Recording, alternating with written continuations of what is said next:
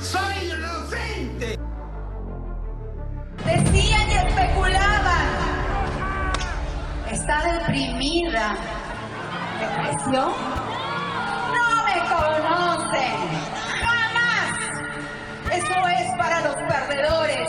En nombre del Consejo de Ministros, hago cuestión de confianza en este mismo momento. No me interesa si se perjudiquen 10.000, 20.000, 100.000 personas. No va.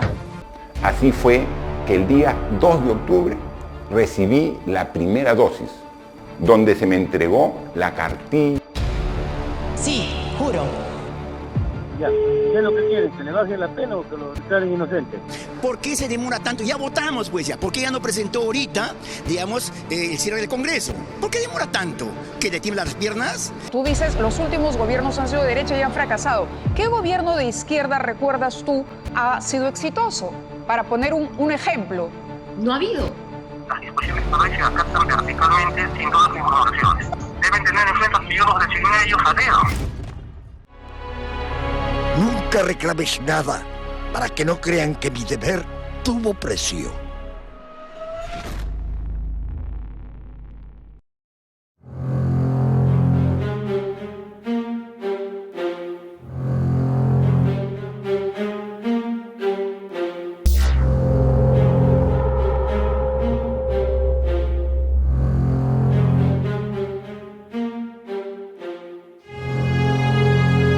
Constitución, una palabra tantas veces oída, escuchada hasta el cansancio. Una simple palabra que puede cambiar el destino del país. En boca de los socialistas y comunistas es vendido como la mercancía más preciada, la que supuestamente nos salvará. En boca de los supuestos partidos políticos de la derecha, que en realidad son socialdemócratas, es decir, socialismo pero con democracia, la Constitución actual es la que supuestamente nos trajo prosperidad. En tal contexto, la Constitución es la promesa de los dioses que se le hizo alguna vez a los políticos. La Constitución es la utopía del pueblo ignorante y al mismo tiempo del hombre más sabio e inteligente. La Constitución es lo que es, una promesa de la supuesta igualdad.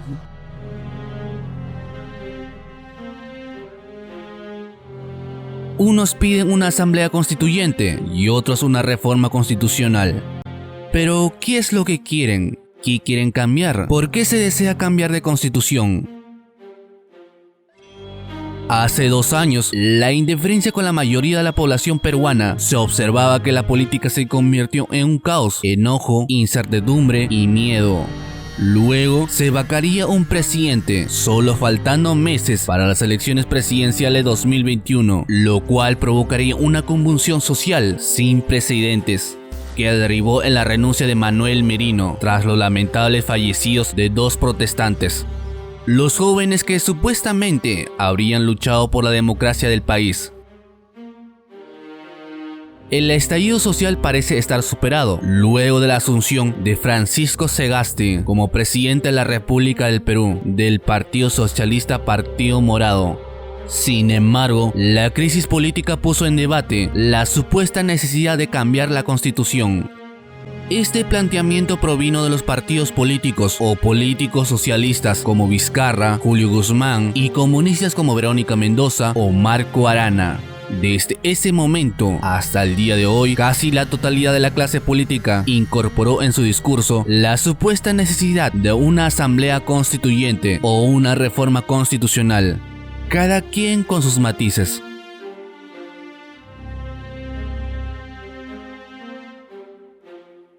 Pero, ¿qué se desea cambiar en la Constitución? ¿Por quiénes será escrito? Y sobre todo, ¿qué clase de Constitución se desea? Para responder estas preguntas, el video se separará en 3 partes. La primera será en cómo surgió la actual Constitución y por quiénes fue escrito.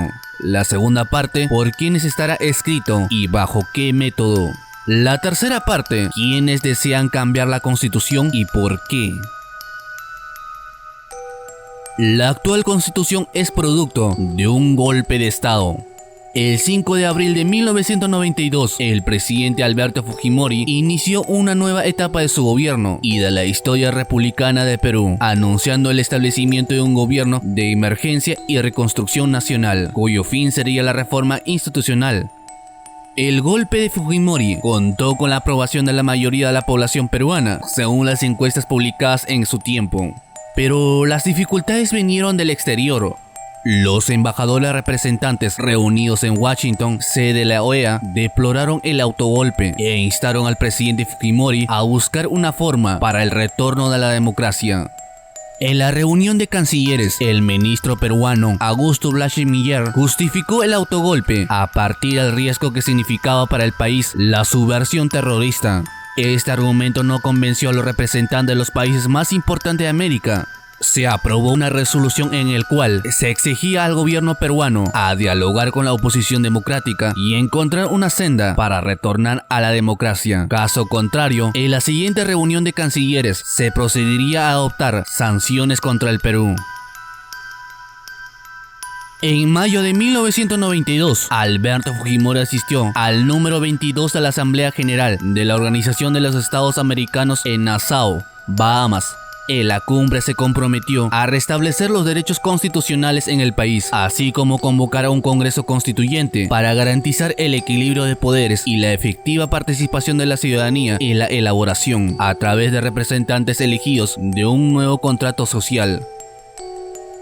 Fujimori convocó un Congreso Constituyente democrático, pero el gobierno complicó de tal modo que el diálogo con los partidos políticos, que logró su propósito de dividirlos. Unos aceptaron ir al Congreso Constituyente Democrático, como el PPC, y otros rechazaron la alternativa, como el Partido Aprista. Por su parte, el gobierno estuvo representado por la Alianza Oficialista, formado por Cambio 90, y el recién fundado Nueva Mayoría. Las elecciones de los 80 representantes del Congreso Constituyente se realizó el 22 de noviembre de 1992. La alianza oficialista resultó triunfadora, obteniendo una cómoda mayoría al beneficiarle el alto índice de los votos blancos y viciados. El partido oficialista logró 44 escaños, lo que le dio una mayoría absoluta en el Congreso Constituyente Democrático. Partido Popular Cristiano, 8 escaños. Un partido de centro y derecha basada en la doctrina social cristiana. Frente Independiente Moralizador, 7 escaños. El Frente Independiente Moralizador fue un movimiento independiente fundado en 1990 por Fernando Oliveras Vega. Desde entonces, el líder del Frente Independiente Moralizador fue reconocido por enfrentar los excesos y corrupción que evidenció el primer gobierno de Alan García. En febrero de 2004, el líder del Frente Independiente Moralizador, Fernando Olivera, anunció que su agrupación política no participaría en el nuevo gabinete conversado que el gobierno venía conformando para superar la crisis de gobernabilidad. Pero la alianza con Perú Posible se mantuvo firme. El desgaste que sufrió Perú Posible, partido del presidente Alejandro Toledo, fue similar al que sufrió el Frente Independiente Moralizador. Las elecciones se realizaron el 9 de abril de 2006 y los resultados no favorecieron al Frente Independiente Moralizador. Ninguno de los candidatos de su lista al Congreso accedió a un escaño para el periodo legislativo 2006-2011, debido a que no llegaron a superar la valla electoral. El partido perdió su inscripción. Movimiento Renovación, 6 escaños. Fundado en 1992 y su líder era Rafael Rey, un personaje de la política que ha pasado por diversos partidos políticos. Estuvo en el partido de Mario Vargas Llosa, Movimiento Libertad. Luego de iniciar su carrera política junto a Vargas Llosa, Rafael Rey decidió fundar Renovación en 1992 para postular al Congreso Constituyente Democrático. Al partido lo habían catalogado como vientre de alquiler.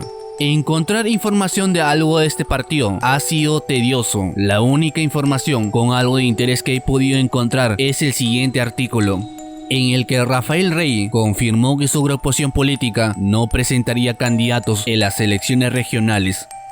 En Renovación hemos decidido no participar en este proceso electoral. Por eso es que el excongresista Wilter Ruiz y otros militantes de nuestro partido serán postulantes de otras listas.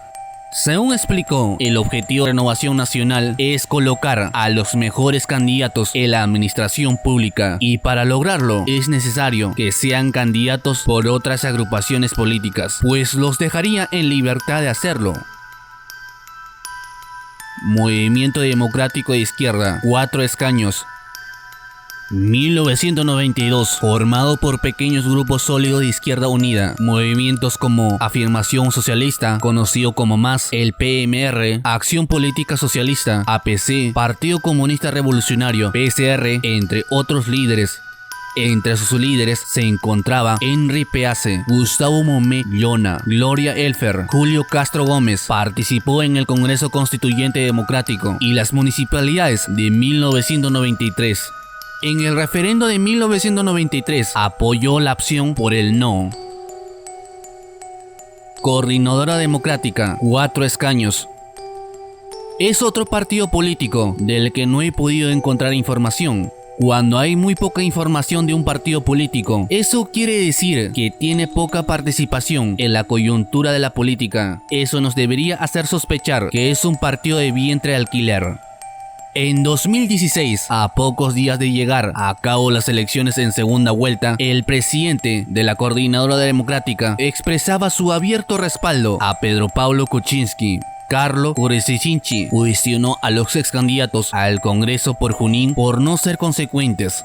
En la primera vuelta electoral, todos los candidatos presidenciales y los candidatos al Congreso manifestaban que el fujimorismo representaba dictadura y corrupción. Cada uno de ellos quería que su partido pase a segunda vuelta para enfrentar a Keiko Fujimori. Lo razonable es que mantener esa prédica en nuestra segunda vuelta, apoyando decisivamente a PPK. Al mantenerse pasivo, muestran oportunismo e inconsecuencia. Frente Nacional de Trabajadores y Campesinos, 3 escaños. Fue fundado en 1968 en la Plaza de San Martín de Lima, punto de encuentro de lo que llamaron la Gran Marcha de los Chullos por los hermanos Néstor Cáceres Vázquez, Luis Cáceres Vázquez, Roges Cáceres Vázquez y Pedro Cáceres Vázquez. Durante al menos 3 décadas, hasta los años 90, fue una fuerza política fundamental en el sur del país. Su bastión principalmente fue la ciudad de Juliaca, de la cual fueron alcaldes 2 de los hermanos, Luis en 3 oportunidades y Pedro en 1, y desde allí expandieron su influencia, ganando municipios en los departamentos de Puno, Cusco, Arequipa y Moquegua. Frente Popular Agrícola de Perú, FREPAP, 2 escaños. Mejor conocido por sus siglas, FREPAP, es un partido político sincrético fundado en 1989 por Ezequiel Atahusi sobre la base de la Asociación Evangélica de la Misión Israelita del Nuevo Pacto Universal. Un partido político a un paso de convertirse en comunismo, puesto que la mayoría de sus propuestas son las imposiciones. El Partido Solidaridad y Democracia y el Partido Movimiento Independiente Agrario obtuvieron cada uno un escaño. El Congreso Constituyente Democrático se instaló el 30 de diciembre de 1992 y finalizó su labor el 26 de agosto de 1993 con la aprobación de su nuevo texto constitucional. En aspectos generales, esta nueva constitución no varió mucho comparado con su antecesora, la Constitución de 1979. Se conservó incluso textualmente algunos artículos y en otros casos solo han variado la forma, mas no en el fondo. Sin embargo, buena parte de sus pocas innovaciones son de importancia fundamental.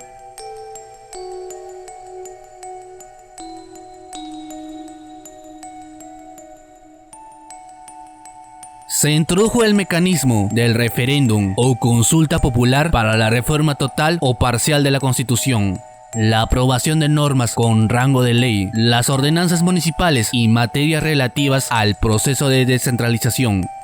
La pena de muerte, que antes solo se aplicaba para delitos de traición a la patria en guerra exterior, se extiende a los delitos del terrorismo.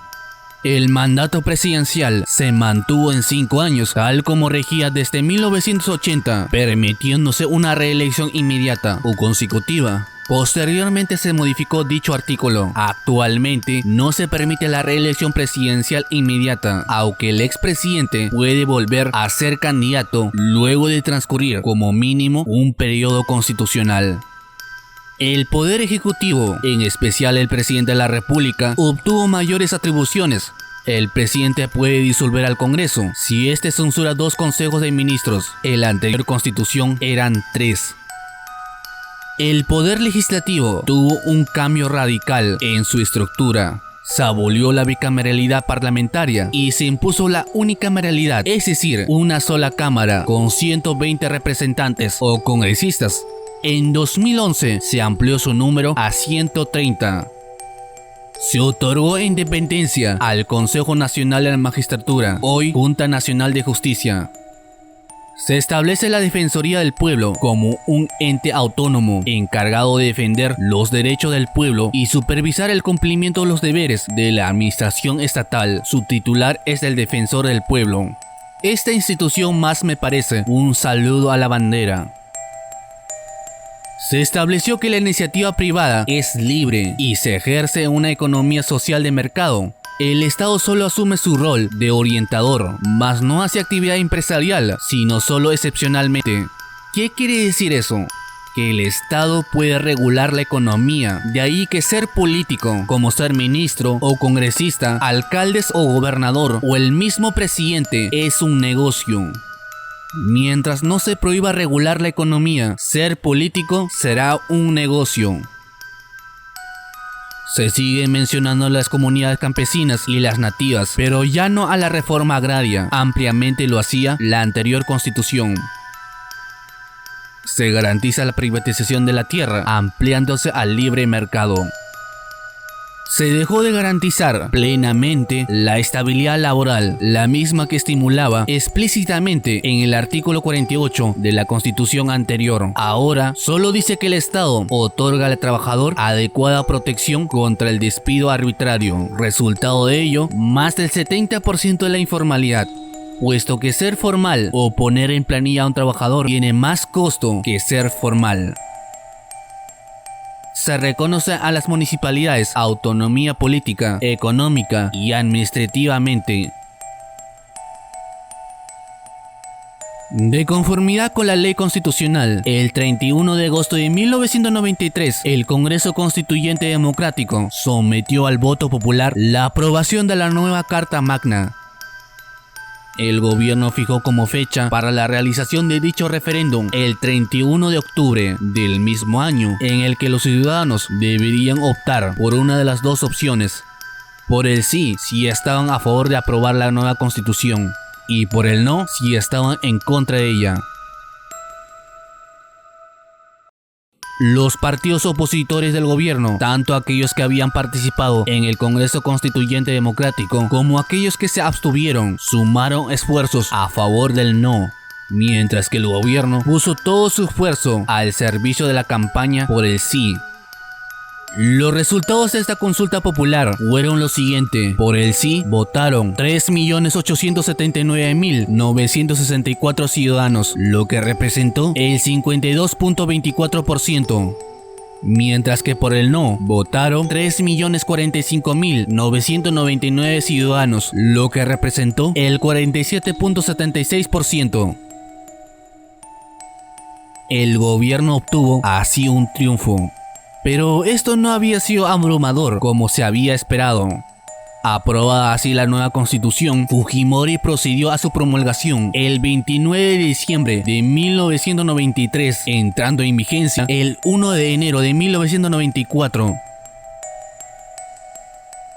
Como verán, redactar la actual constitución llevó un largo proceso. Habría que preguntar a todos aquellos quienes promueven una asamblea constituyente: ¿dónde está la constitución que Fujimori escribió? Lo que en realidad desean ese sector de la población es que diga que esa constitución fue escrita por los socialistas para así justificar que la supuesta prosperidad es gracias a ellos. Se debe recordar que los 80 congresistas constituyentes fueron elegidos en votación y la nueva Carta Magna fue sometida a un referéndum. También se debe recordar que la Constitución de 1979 nos sometió a una de las mayores crisis económicas en el mundo.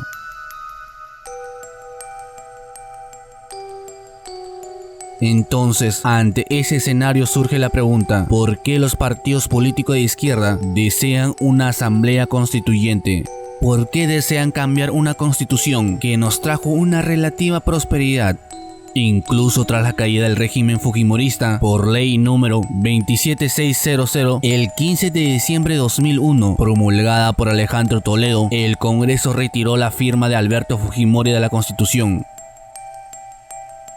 En pocas palabras, lo que desean es cambiar una constitución mercantilista por una para los políticos, como ocurre en Venezuela o Argentina. Desde que Alberto Fujimori promulgó la actual constitución, dicho cuerpo normativo ha pasado por un total de 22 modificaciones, algunos estructurales y otros como para remover la firma de Alberto Fujimori.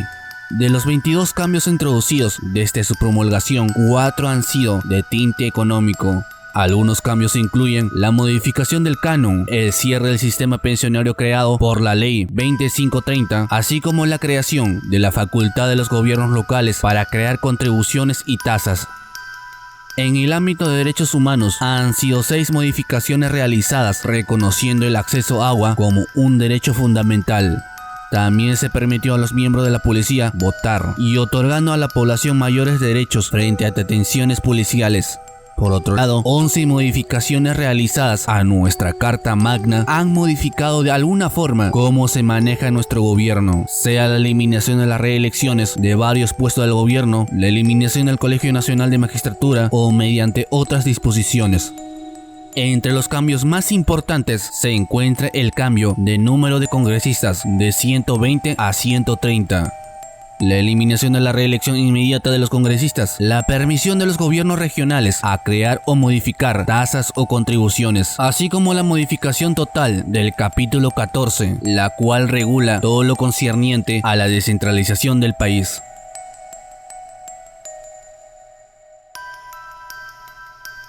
A pesar que la actual constitución fue escrita de manera democrática, a pesar de innumerables modificaciones, los políticos no están satisfechos. Antes que Vizcarra fuera vacado, antes de las marchas, casi nadie hablaba de cambiar la constitución. Casi nadie estaba interesado en cambiar la constitución. Lo que sí se deseaba es reformar la constitución, la inmunidad parlamentaria o la incapacidad moral.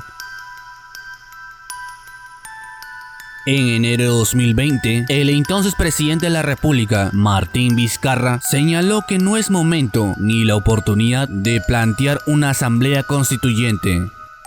Creo que no es el momento ni la oportunidad, pero lo que sí creo es que los artículos específicos necesitan ser actualizados, porque estamos en un mundo tan dinámico que se requiere modificar algunos conceptos, adoptándolos a la actualidad. Hay que hacerlo, afirmó en Canal N.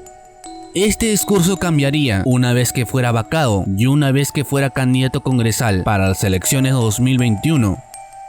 A finales de diciembre de 2020 diría: no solo vamos a cambiar el concepto de inmunidad parlamentaria, igual a la impunidad parlamentaria, tenemos que ir a otro tipo de cambios constitucionales.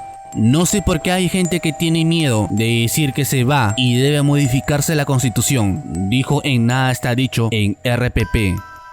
Lo que creemos es que la constitución del año 93 fue conseguida bajo un régimen que no era democrático después de un golpe. Tiene algunos conceptos positivos y la hemos respetado, pero ya con el nuevo siglo, con el bicentenario, es evidente que tiene muchos aspectos que han quedado desfasados.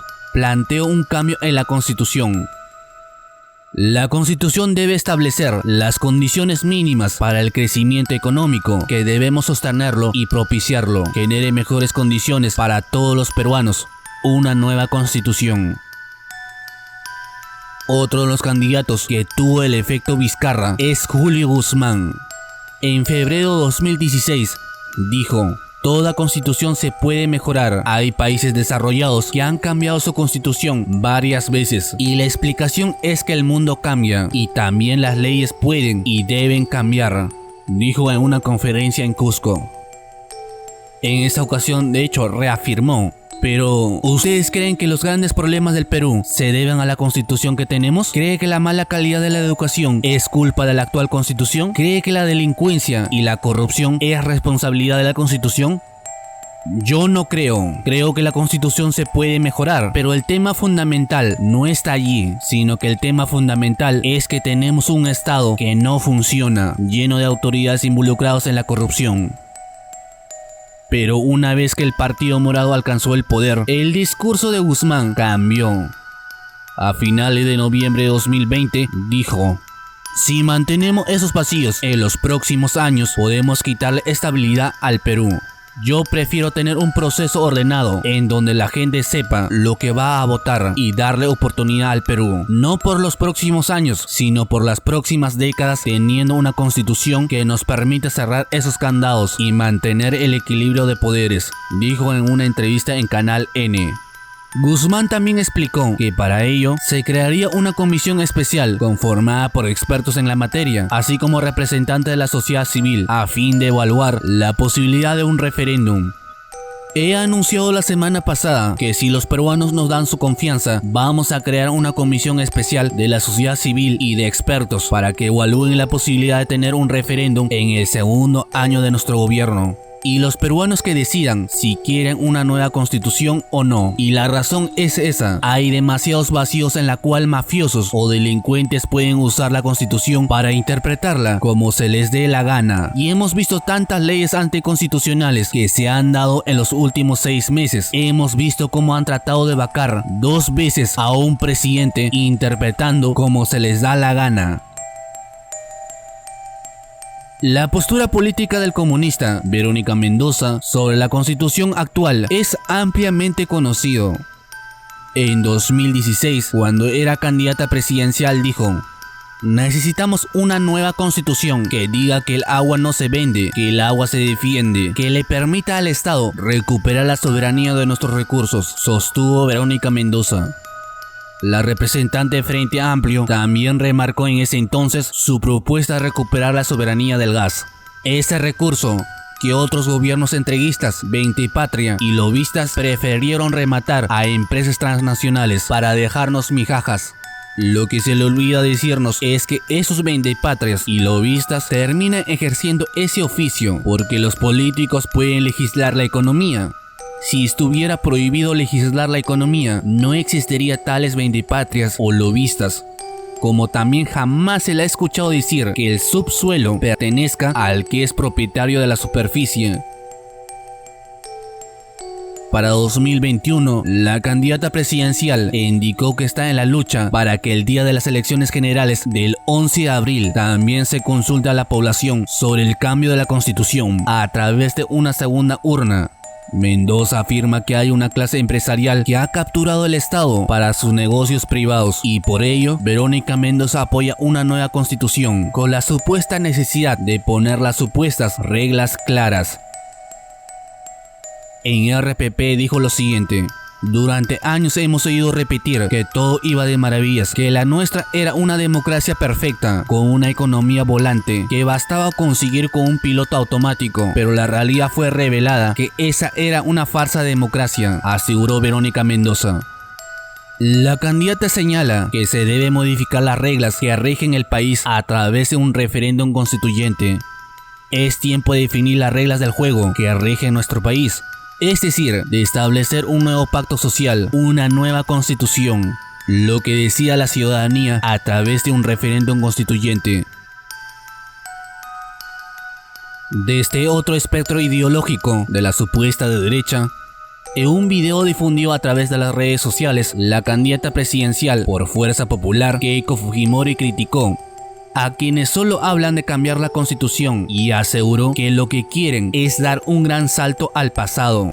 Mientras el COVID avanza cada día más, hay algunas voces que solo hablan de cambiar la constitución. Los que proponen cambiar nuestra Carta Magna, lo que quieren es dar un gran salto al pasado. Quieren un Estado empresario, quieren una reforma agraria, quieren estatizarlo todo. Desde la Selva Central, hoy quiero decirles que voy a enfrentar a todos los que nos quieren llevar al pasado. Nuestra Constitución es la herramienta que permitió consolidar la paz y rescatar a millones de peruanos de la pobreza. Es la Constitución que nos convirtió de un país inviable a un país con esperanza y desarrollo.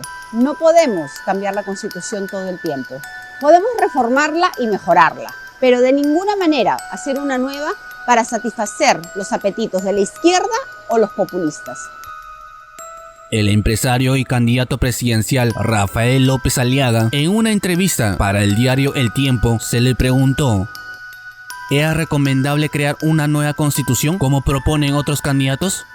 Si queremos una nueva constitución es porque tienen que tener un modelo. ¿Cuál proponen? Ya Vizcarra ha destrozado el país y será por lo menos 2 años de presión para el país. Cambiar la constitución son otros 2 años más de paralizar el país, porque no va a haber inversión. Tener 4 años de paralización es que no haya empleo, pero sí debe haber una reforma constitucional. Luego se le preguntó, por ejemplo, ¿de qué reforma? No más monopolios, por ejemplo, Inca Pharma. Eso no se lo permite en ninguna parte del mundo. También en Sullana, para la producción de banano. Es un solo comprador que exige estándares de calidad altísimos al microproductor y a la hora de pagarle, le paga lo que se le dé la gana. Si hay un solo comprador, que alguien regule. El candidato presidencial Hernando de Soto está en la misma línea de solo reformar la Constitución.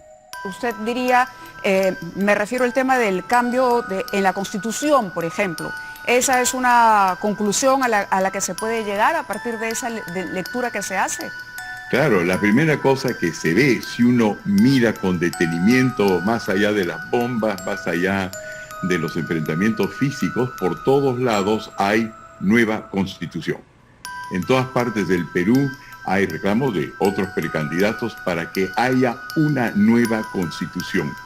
Lo que eso dice es que la gente quiere un cambio. Nadie quiere ya quedarse en donde estamos con el coronavirus. Ya nada del pasado ha logrado verdaderamente ser reivindicado. Entonces la idea es cómo cambiamos todo. Y lo que yo veo es que la Constitución no es otra cosa que un pedido para que se acabe la injusticia que se estaba viendo anteriormente. Cuando tú y yo hemos conversado, Mávila, de lo que está ocurriendo en el Perú y otros países, lo que hemos visto es que el coronavirus, lo único que ha hecho, o unas cosas principales que ha hecho en el área económica y social, es acelerar esta distancia entre 2 clases de peruanos, 2 clases de chilenos, 2 clases de bolivianos, 2 clases de árabes, los que tienen más y los que tienen menos. Y los que tienen menos han sido aquellos que están en el sector informal, lo que probablemente alguien de izquierda llamaría sencillamente los pobres explotados por el capitalismo.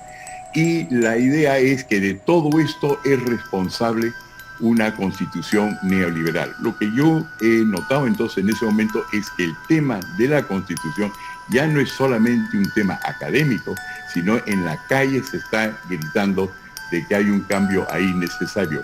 ¿Y siente realmente que hay una mayoría en el país que quiere un cambio en la Constitución? No, yo lo que siento es que quieren un cambio y lo que quiero hacer es salir a la palestra para indicar que ese cambio se logra sin cambiar la Constitución que tenemos actualmente. No por defender la que tenemos actualmente, sino porque la falla no está en la Constitución, sino está más bien en los políticos y su capacidad de entender. De esta manera tenemos 2 posiciones respecto a la Constitución. Los comunistas y los socialistas que desean una asamblea constituyente y los partidos políticos de la supuesta derecha que solo desean una reforma constitucional. Los primeros quieren una constitución por y para los políticos, exactamente como en Venezuela y Argentina. Y los segundos desean mantener una constitución mercantilista para los empresarios. Más adelante desarrollaré este punto. Pero supongamos que a través de un referéndum se aprueba una asamblea constituyente, cosa que veo algo complicado. La pregunta nuevamente surge, ¿qué es la asamblea constituyente? Una asamblea constituyente es un organismo de representantes colegiados elegidos por el pueblo que tiene como función redactar la nueva constitución, dotando de ello de plenos poderes o poder constituyente al que deben someterse todas las instituciones públicas. Se suele definir por algunos textos de ciencias políticas y sociales como la reunión de personas que simbolizan el pueblo ejerciendo su autoridad, quienes tienen a su cargo ejercer la facultad de legislar para editar una nueva ley fundamental y las nuevas líneas de la organización de un Estado que modificarán los prototipos ya existentes. En este sentido, la Asamblea Constituyente se constituye un mecanismo popular y democrático para la configuración de un nuevo modelo de legislación constitucional y de organización del Estado. Es decir, un Congreso que se dedicaría exclusivamente a escribir la Constitución. Eso quiere decir que la Constitución será escrita por los políticos de siempre, de los políticos del que siempre nos quejamos.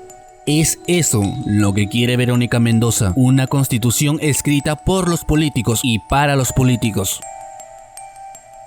Pero, ¿qué significa una asamblea constituyente? Voy a resumir el significado de una asamblea constituyente diciendo que es una institución dictatorial. Eso, ningún político le dirá que una asamblea constituyente es dictatorial, porque según los políticos es una institución democrática. No se le vaya a olvidar que Perú ha tenido 12 constituciones y ninguna de ellas ha podido resolver las carencias de los peruanos. Tampoco se habla que la Constitución de 1979 fue un desastre completo. Nos condujo a la pobreza, hambruna, conflictos sociales y políticos y económicos. Es decir, una asamblea constituyente puede hacer y deshacer lo que se les dé la gana, como ha pasado en Venezuela o Cuba. Para el que no haya comprendido, la Asamblea Constituyente puede cambiar el nombre del país.